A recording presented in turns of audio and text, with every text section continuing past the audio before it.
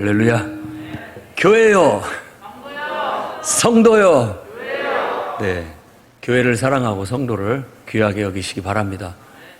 네, 하나님의 은혜가 그곳에서 임하게 될 줄로 믿습니다. 늘 교회를 위해서 기도하고 또 성도들을 위해서 함께 기도하면서 하나님의 큰 뜻을 이뤄나갈 수 있었으면 좋겠습니다. 자, 지난주에는 우리가 요나서 말씀을 통해서 큰 깨우침과 은혜를 입었습니다. 이제 오늘부터 요나서가 7장이니까 토요일까지는 이제 이 미가서는 7장으로 되어 있으니까 토요일까지 미가서 말씀을 같이 여행하게 될 겁니다. 미가서는 1절 말씀에 그 자신을 소개하고 있는데 그 왕 시대가 요람, 아하스, 히스기야 왕 시대에는 이사야 선지자가 활동하는 동시대였다는 것을 알 수 있습니다.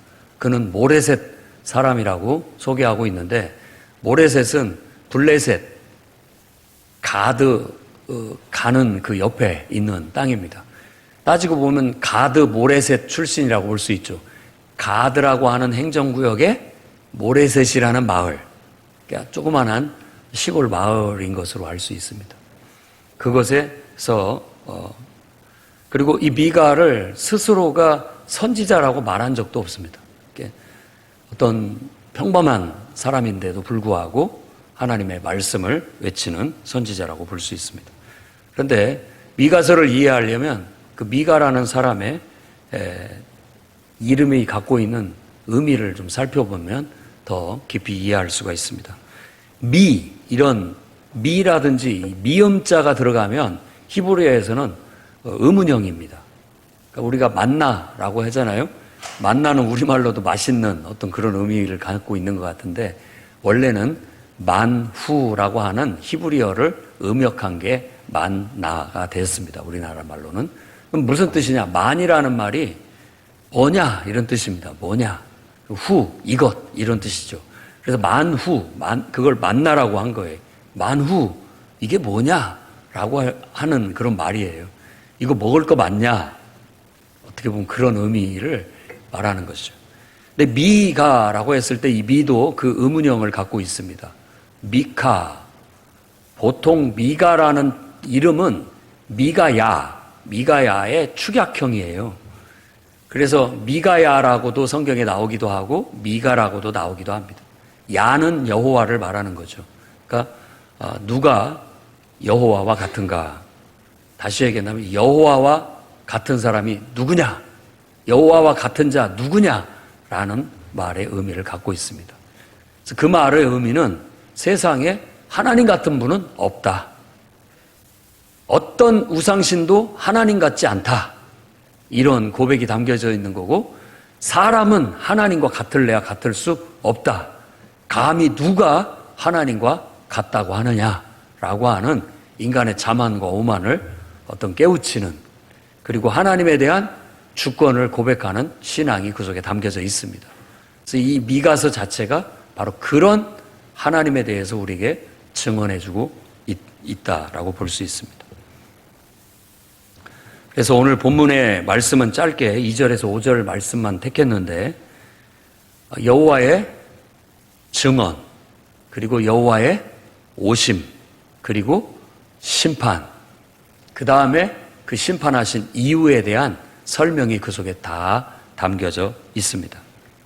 여호와 하나님은 인간의 죄에 대해서 우리에게 증언해 주실 뿐만 아니라 그것에 대해서 심판하시고 그 이유에 대해서도 우리에게 밝히 말해 주고 계시다는 겁니다. 더 나아가서 5절 말씀에 보면 야곱의 허물이 무엇이냐? 라고 묻습니다. 사마리아가 아니냐? 유다의 산당이 무엇이냐? 예루살렘이 아니냐라고 했는데 여기서 무엇이냐라는 단어도 바로 의문형으로서 무엇이냐라는 뜻도 되지만 누구냐라는 뜻도 됩니다. 그래서 야곱의 허물이 누구냐? 그거 사마리아입니다. 그리고 또 유다의 산당이라고 했는데 이 산당이라는 단어는 높은 곳이라는 뜻이에요. 높은 곳. 그래서 번역을 높은 산에 있는 산당을 말한다라고 해서 산당이라고 번역을 한 겁니다. 그런데 어떤 의미에서는 높이 치솟은 두드러진 죄, 이런 의미로도 해석을 해서 다른 번역본에는 유다의 죄, 이렇게 번역을 하기도 합니다. 그러니까 높이 두드러진 죄 누구냐라고 묻는 거예요. 그래서 저는 이 말씀을 묵상하면서 누구냐라는 하나님의 물음이 제 가슴 속에 울렸습니다. 여러분 가슴 속에도 누구냐, 이 하나님의 음성이 울려 퍼지기를 바랍니다. 누구냐 도대체. 그 음성이 우리 안에 울려 퍼짐으로써 그 말씀을 묵상하며 하나님의 말씀을 다음과 같이 여러분에게 전하고자 합니다. 첫 번째는 염려하시는 하나님의 소리를 오늘 들을 수 있는 여러분들의 귀가 되기를 바랍니다. 2절 말씀에 같이 한번 읽어볼까요? 백성들아 너희는 다 들을지어다. 땅과 거기에 있는 모든 것들아 자세히 들을지어다. 두 번을 반복하고 있죠. 일단은 하나님 백성된 자들 들어라 라고 얘기합니다. 그리고 땅과 땅 안에 있는 모든 것들도 자세히 주의해서 들어라 라고 말하고 있습니다. 이건 명령이죠. 또한 그 뒤에 그럼 무엇을 들으란 말이냐? 그 내용은 그 뒤에 이어지는 주 여호와께서 너희에 대하여 증언하시는 것을 들으라는 겁니다.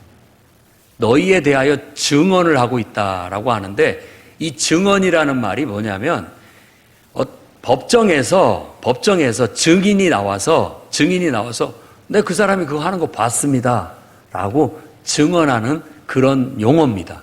근데 하나님께서 너희에 대하여 증언하신다라고 한다면은 우리를 보고 하나님께서 우리가 행한 모든 일들을 낱낱이 지적하신다라는 그런 의미가 되는 겁니다. 어느 날 자녀가 이렇게 공부하다가 밖에 나와서 물 마시러 나왔는데 방 안에서 엄마 아빠가 얘기하는 소리가 들려요. 그런데 그 얘기하는 소리가 자기에 대해서 염려하는 소리예요. 저것이 저렇게 게을러서 앞으로 어떻게 살지 걱정입니다.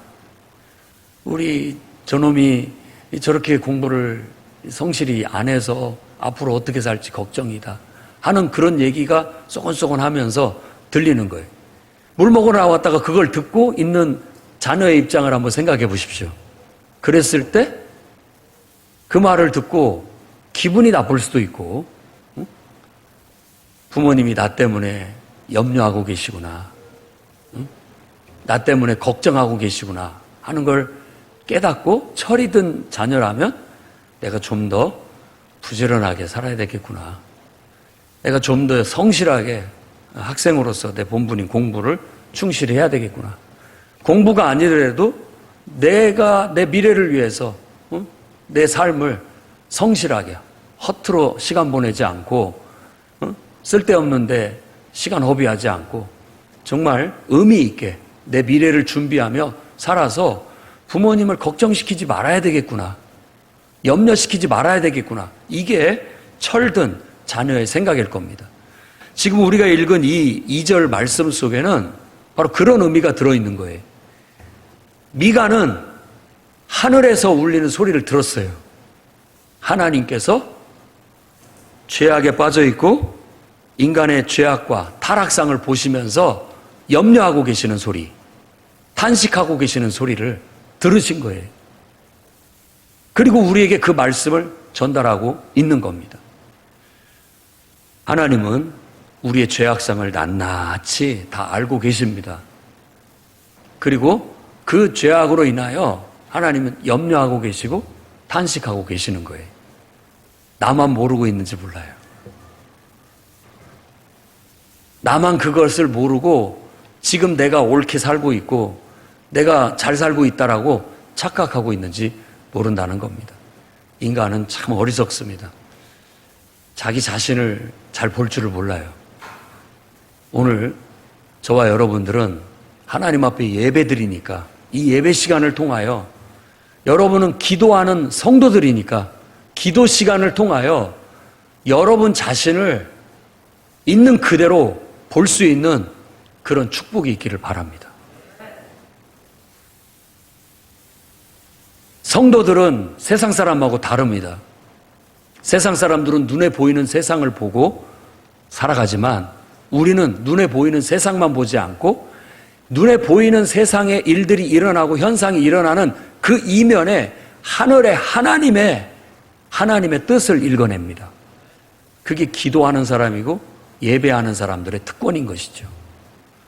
우리가 하나님을 예배하면서 하늘이 열리고 하늘에서 하나님께서 염려하고 탄식하는 소리를 들을 수만 있다면 여러분은 축복받은 사람들입니다. 축복받은 사람이에요. 그것 때문에 철없는 자식처럼 기분 나빠하고 화낼 필요가 없습니다. 하나님께서 우리를 너무나도 사랑하시기 때문에 우리를 염려하시면서 말씀하시고 우리의 모습을 보고 때로는 탄식도 하시고 그것 때문에 우리에게 꾸중도 하시고 하시는 겁니다. 그런데 우리가 그것을 어른스럽게만 받아들일 수 있다면 우리는 그 일로 인하여 한 걸음 더 성장할 수 있고 성숙할 수 있습니다. 오늘 여러분들이 그런 사람이 되기를 바랍니다. 한번 곰곰이 하늘을 바라보십시오. 그리고 하늘에서 하나님께서 혹시라도 염려하고 계시고 탄식하고 계시는데 나 때문에 염려하고 계시지는 않는지, 요즘 영적으로 무뎌지고 기도가 약해지고 예배의 은혜를 받지 못하고 있고 자꾸만 육신적이고 인간적인 쾌락을 쫓아가고 하나님이 있어야 할 자리에 세상 것들이 우상처럼 들어선 것을 하나님께서 요즘 들어 염려하고 계시지는 않는지, 그런 모습들을 바라보면서 하나님이 탄식하고 계시지는 않을지, 이걸 내버려 둘 수 없어 한 번은 내가 꾸중을 해야 되겠다라고 서로 상의하고 계시는 하나님의 음성이 들리지는 않는지 오늘 여러분들이 하늘을 보고 하나님의 음성을 들을 수 있기를 바랍니다. 그것을 들었다면 방 안에 들어가서 여러분 통곡하셔야 됩니다. 나도 모르게 내가 잘못 살고 있구나. 그래야 됩니다. 요나처럼 그래서는 안 됩니다. 대놓고 하나님이 하시는 모든 일들이 화가 나서 하나님 보란 듯이 그 얼굴을 피해서 도망다니고, 또 하나님께서 그래도 구원해서 또 제자리에 갖다 놨더니 하나님께 순종한다고 철떡같이 약속하더니만 또 순종하는 것도 흉내만 내는 정도. 아무튼 마음이 하나님하고 맞지가 않아요. 하나님하고 맞지가 않아요. 그래서 하나님이 하시는 일이 너무 싫고 화가 나요. 자꾸만 곁길로 가고 가요. 그래도 하나님은 끝까지 그 영혼을 깨우치시려고 박넝쿨을 통해서 교육을 하시고 우리를 어떻게든지 깨우치시려고 애를 쓰시는 모습이 우리 부모님 같아요. 정말로 부모님 같습니다. 깨우치는 게 목적이고 그 영혼이 너 때문에 내가 참 걱정이다. 너 때문에 내가 늘 염려다. 하루도 마음 편할 날이 없다. 라고 하시는 것처럼 느껴집니다. 오늘 저와 여러분이 그런 우리의 모습을 보시면서 혹여라도 염려하고 염려 섞인 그 탄식을 말하고 계시는 것이 느껴진다면 조용히 골방에 들어가서 금식하고 애통하는 그런 성숙한 성도들이 되시기를 주의 이름으로 축원합니다. 두 번째로는 땅을 발로 밟고 서신 하나님의 환상을 볼 수 있기를 바랍니다. 3절 말씀에 여호와께서 그의 처소에서 나오시고 강림하사 땅의 높은 곳을 밟으실 것이다 라고 예언합니다. 이 예언자는 이런 환상을 볼 줄 아는 사람입니다. 세상에 돌아가는 일들만 그냥 보는 게 아니에요. 요즘 큰 이슈가 기후 위기입니다. 또 다른 말로 한다면 기후 비상사태, 더 완곡한 말로 한다면 기후 변화라고 그렇게 얘기를 하는데, 지구 온난화에 대해서 굉장히 심각하게 지금 생각들을 하고 있습니다. 빙하가 녹고 있고 영원히 항상 얼어져 있어야 할 땅이 녹고 있다라는 거, 그리고 무엇보다도 햇빛을 많이 받고 또 기후 변화의 영향을 많이 받는 게 바다예요. 바다는 노출되어 있기 때문에, 그래서 해수면에 온도가 올라가요. 그러다 보니까 산호초가 죽어요. 그리고 그걸로 인해서 바다가 산성화돼 가고 있는 게 급속도로 빨라지고 있다고 해요. 바다 생물들이, 멸종하는 생물들이 지금 하나둘씩 늘어나고 있습니다. 그 멸종의 끝은 우리가 될 수도 있다라고 경고하고 있지요. 그리고 기후변화는 이제 식량난을 가져오게 될 것이고 물 부족 사태를 가져오게 되는 겁니다. 이게 아무것도 아닌 것 같지만 식량 부족과 물 부족이 심각하게 되면 그 문제를 해결하기 위해서 이제 치고 패고 싸우게 될 겁니다. 전쟁이 일어난다는 뜻이에요. 이 우크라이나 러시아 전쟁은 그냥 애고에 불과한 거예요. 애고에 불과한 거라고. 자기 이권을 위해서, 유익을 위해서 물 갖고 전쟁을 벌일 것이고 식량 갖고 전쟁을 벌일 수 있는 일들이 벌어질 조짐이 있습니다. 그리고 참 희한하게도 이 기후변화는 한쪽에는 가뭄이 찾아오는데 또 다른 쪽에는 홍수가 와요. 지금 우리나라도 엄청난 그냥 물이 쏟아서 강남이 물바다가 되는 그런 일을 겪지 않았습니까? 물론 저수탱크를 2010년도부터 만들어가지고 어느 정도 해소한다고 하는데 제가 들어보니까 그래요. 그 물이 넘치는 곳에다가 저수탱크를 만들려고 했더니 아파트 값 떨어진다라고 데모를 해갖고 못 만들게 만든 거예요. 그래서 초등학교 운동장 밑에다가 만들려고 했더니 또 학부모들이 와서 데모해갖고 여기다 못 만든다라고 해갖고 결국은 하천 한 곳에 가서 그것도 규모를 줄여서 만들었다는 거예요. 이 정신이 있는 겁니까? 없는 겁니까? 물론 서로의 이권 다툼에 어떻게 할 수는 없는 일이지만 또 저도 그 입장이 된다면 어떤 이해관계 속에 얽혀서 어떤 주장을 펼칠지 모르지만 앞으로는 더 기후 예상이 힘들어질 뿐만 아니라 갑작스러운 폭우, 그 갑작스러운 가뭄이 더 잦은 빈도로 나타날 것이 뻔하다고 그렇게 얘기하고 있습니다. 극심한 폭염뿐만 아니라 산불의 증가. 2020년도에 호주에 일어난 산불은 재앙이에요. 그냥 재앙 그 자체. 엄청난 생물을 죽였을 뿐만 아니라 엄청난 산림을 태워먹어서 그야말로 그냥 재앙 그 자체 수준이라고 볼 수 있습니다. 이런 모든 것들이 기후변화와 무관하지 않다라는 거예요.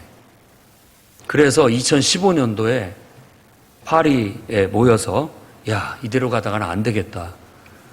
지구 온도가 2도 이상 올라가면 큰 재앙이 닥치니까 2도 이상 올리지 않도록 우리가 협약을 맺자.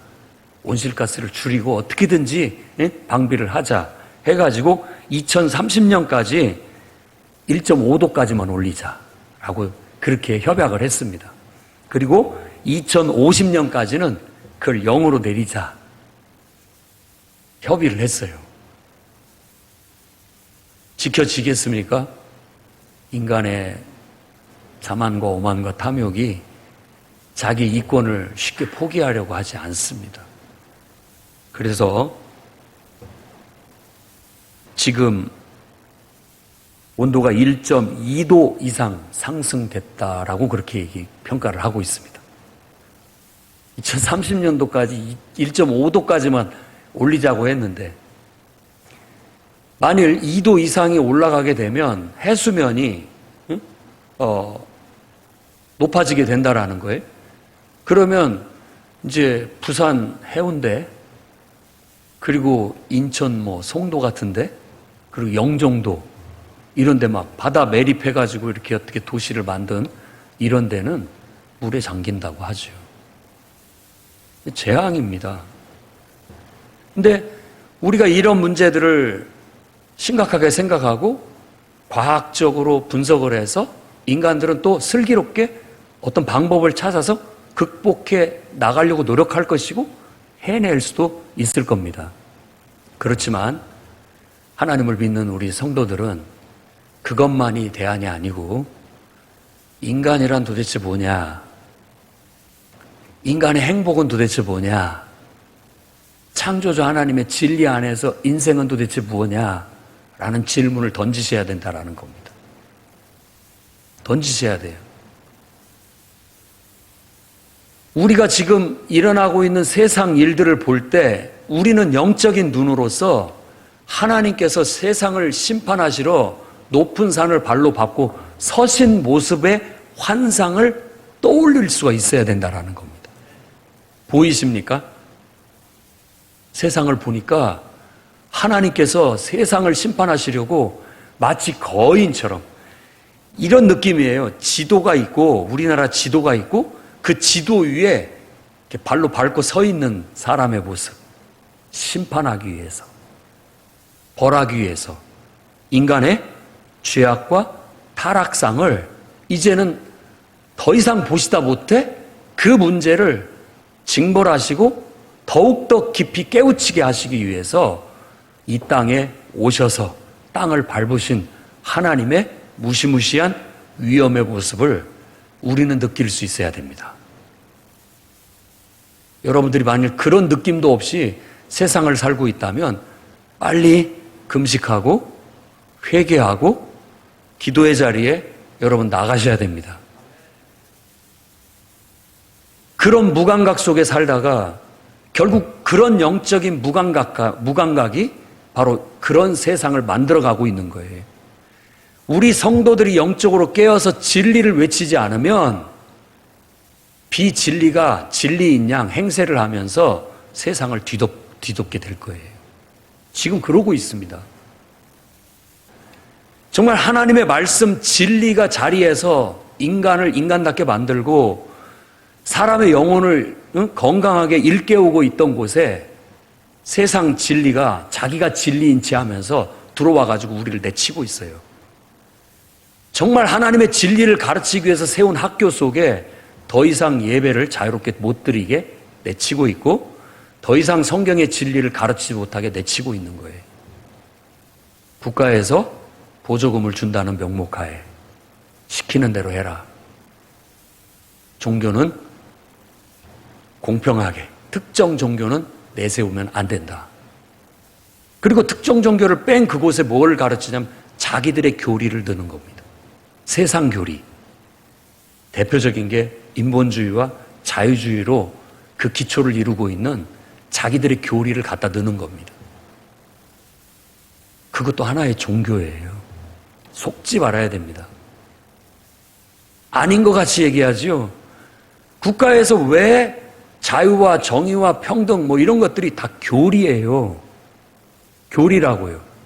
교회에서 가르치는 예수를 믿는 믿음 아래서 믿음, 소망, 사랑 이런 것들을 가르치는 교리와 똑같은 거라고요. 그 뿌리가 인본주의에 있고 자유에 있어요. 교회에서는 절대 그렇게 가르치지 않습니다. 누가 자기 마음대로 살라고 합니까? 뭐든지 자기 하고 싶은 대로 하라고 절대 그렇게 가르치지 않습니다. 교회는 하나님 뜻대로.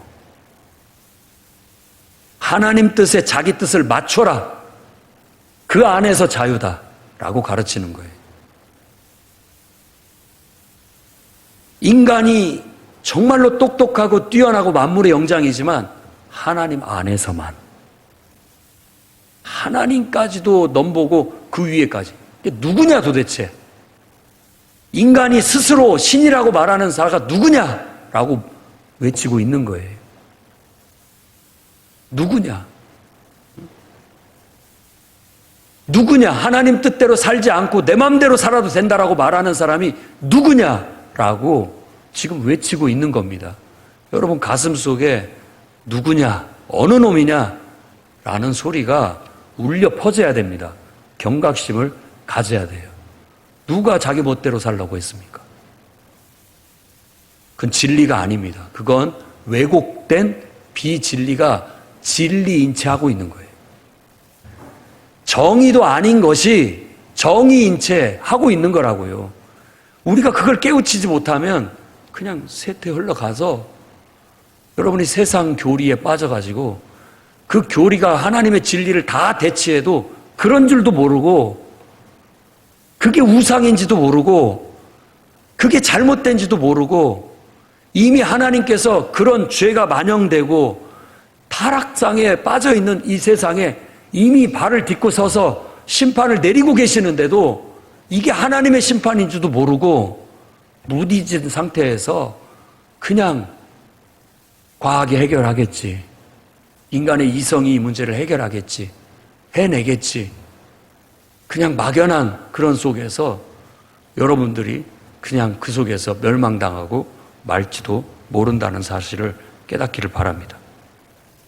하나님은 이미 어쩌면 미가가 이때 본 그 하나님의 현현, 환상처럼 지금 온 세상을 밟고 이미 서 계신지도 모릅니다. 요한은 요한계시록 10장에 힘센 천사를 보았는데 손에 두루마리를 든 그 천사가 한쪽 발은 바다를 받고 있고 한쪽 발은 땅을 받고 있는 심판하기 위해 진노의 대접을 이 땅에 쏟아붓기 위해 이 땅에 선 하나님의 심판의 천사를 봤습니다. 여러분 눈은 어떻습니까? 마냥 내가 집값이 오르고 마냥 내가 좋은 직장에 잘 다니고 있고 마냥 내 사업이 잘 되니까 정말 행복한 가정에 좋은 집과 좋은 차와 또 때때로 여행 다니고 때때로 여러분 취미 활동을 즐기면서 나름대로 행복하게 산다라고 생각하는 것이 잘 사는 것인 줄 착각하고 있을지도 모르겠습니다. 하지만 여러분들의 삶 속에 지금 심판하시기 위해 높은 산을 짓밟고 서신 하나님을 볼 수 있는 눈이 있기를 바랍니다. 발람은 가지 말라 하는 길을 끝까지 가도 됩니까? 모르니까 하나님께서 조서 섞인 말로 가라! 라고 말했어요. 그 말을 듣고 갑니다. 그런데 자기가 타고 가는 노새가 그 앞에 칼을 들고 죽이려고 선 천사를 보고 멈칫합니다. 정작 자기는 못 봐요. 우리가 그런 모습이 아닌지 여러분 심각하게 생각하셔야 됩니다. 여러분들의 인생을 자꾸만 내가 원하는 대로 하고 싶으면은 결국 하나님 말씀이 왜곡돼서 진리가 비진리로 바뀌어서 하나님 가지 말라고 하는 게 진리인데 가라고 하는 게 하나님의 음성으로 들려버리는 때가 오게 돼요. 그러면 그 길을 가고 있는데 짐승은 죽음의 천사가 나를 심판하려고 칼을 들고 앞에 서 있는 걸 보고 멈칫하는데 정작 나는 못 보고 노새를 때려 팹니다. 그게 인간의 어리석음이 아니고 무엇이겠습니까? 이 땅에 곳곳에 전쟁과 질병과 재해가 일어나고 있습니다. 그 전쟁과 질병과 재해가 만연된 이 세상 속에 여러분들은 바로 이 땅을 밟고 서신 심판의 칼을 들고 서신 하나님의 현현을 떠올릴 수 있는 지혜로운 자들이 되기를 바랍니다.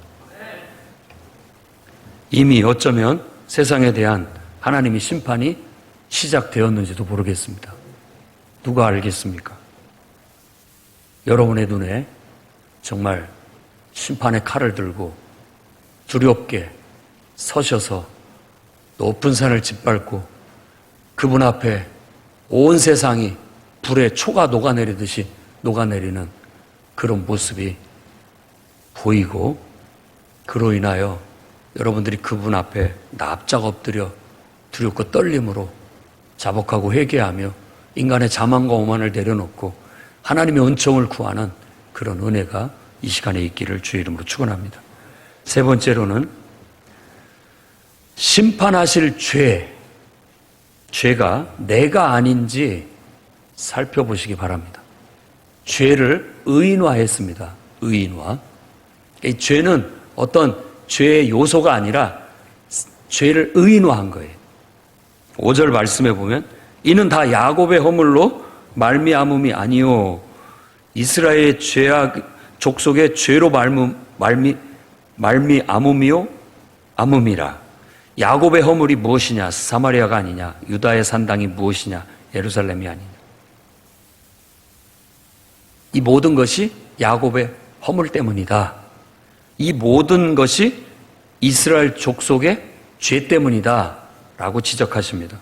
그리고 야곱의 허물, 죄가 무엇이냐라고 묻고 있지만 이 말을 누구냐라고 바꿔야 됩니다.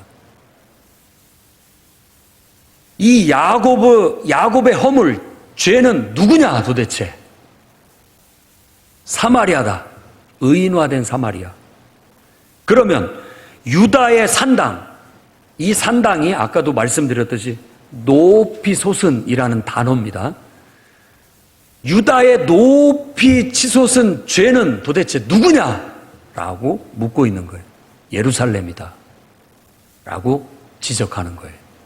하나님이 온 땅, 온 세상을 심판하실 때 하나님을 알지도 못하고 믿지도 않고 우상 천지고 죄악 천지인 저 세상을 먼저 하시는 게 당연한 게 아닙니까? 라고 하지만 하나님께서는 가까이에 있는 언약 백성에게 먼저 죄를 지적하고 그 죄를 누구냐고 묻고 있고 그걸 뽑아내시려고 하신다라는 겁니다.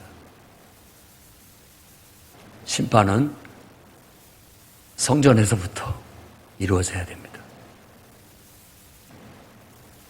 이 시대에 성도들이, 이 시대에 교회가 재구시를 못하면 하나님 앞에 심판을 받습니다.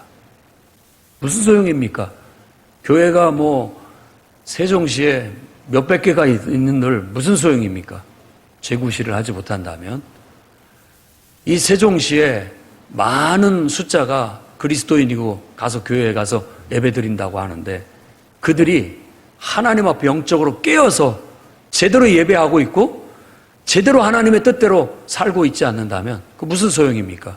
하나님께서 그들부터 뽑겠다. 누구냐 도대체 내가 뽑아야 할 사람이 라고 했을 때 사마리아입니다. 예루살렘입니다. 라고 하는 말 속에 혹시 내가 들어가지 않는지 뜨끔하게 생각해 볼 필요가 있다라는 겁니다.